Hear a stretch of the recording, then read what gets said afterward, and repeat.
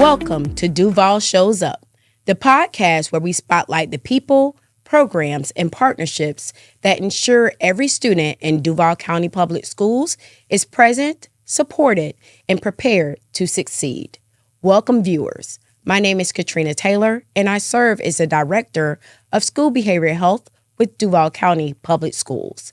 Each year, our school social workers and truancy officers partner across our district to strengthen student attendance and engagement.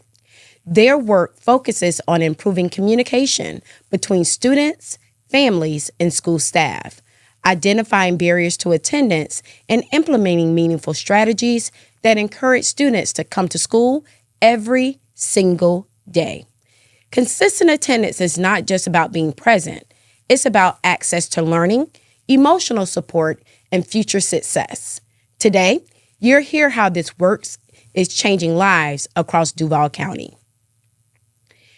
Joining me today are two of our phenomenal boots-on-the-ground leaders. First is Bernard Hawk, a truancy officer with Duval County Public Schools, who works directly with families and students to address attendance concerns and prevent court involvement. Also with us, we have Ms. Tiffany Jackson, a school social worker who supports student emotional, social, and basic needs to remove barriers that interfere with them coming to school. Mr. Hawk, many families may not realize how quickly absences can add up. Can you explain why attendance is so critical and what truancy really means? Yes, Ms. Taylor. The attendance policy is put together where if a student misses anywhere between 2 to 3 days within a short period of time, those days can add up. Given in a month's time, it adds up to the point where we as truancy officers have to come out and make a home visit. Okay. Now, what happens if absenteeism continues and families do not respond to early interventions that you spoke of about them missing 2 or 3 days within a week? And that adds up within a 30-day time frame. If they miss those 5 within 30, what happens if chronic absenteeism continues and families don't respond to those interventions that you spoke about? Then we're going to collaborate. We have a team with the school, myself, and a social worker where we have an attendance intervention team that collaborates together and try to find out some of the barriers or whatever the issues are that lead up to the absenteeism and try to knock it out and tackle it head on from the beginning. Thank you. Now, Ms. Jackson, from a school social worker perspective, what are some of the barriers that you heard Mr. Hawk speak about that prevent our students from coming to school every day? So a lot of those barriers are either invisible or visible, so they can range from anxiety, depression, to clothing, transportation, food shortages, things like that, where a lot of that impacts a kid from wanting to come to school or feel like they can't even just function for the rest of the day, and so they just choose not to. Thank you. Thank you. Now, how do school social workers, how do they remove those barriers? Like, what do you do to remove those barriers that you spoke about?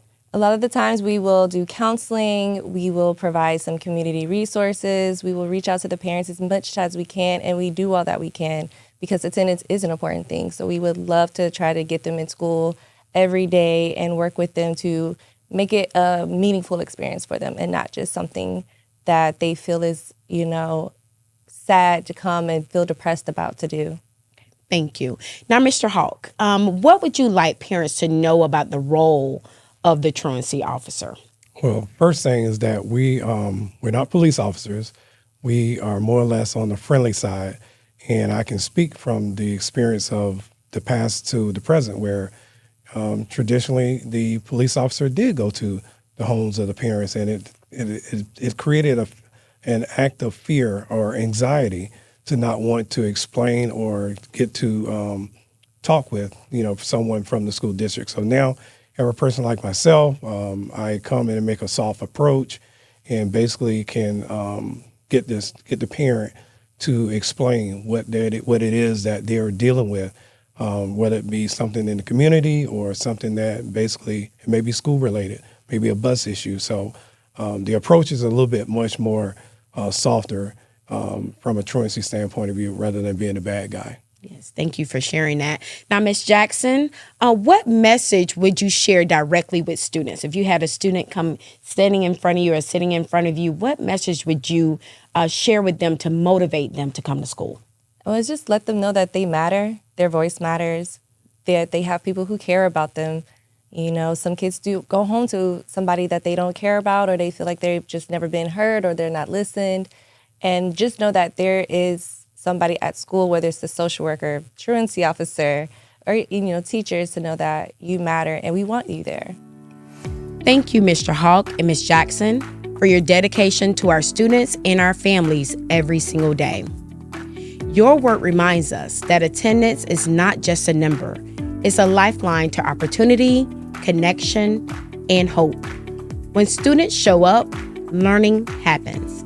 When families and schools work together, barriers are removed, and when Duval County shows up, our students rise.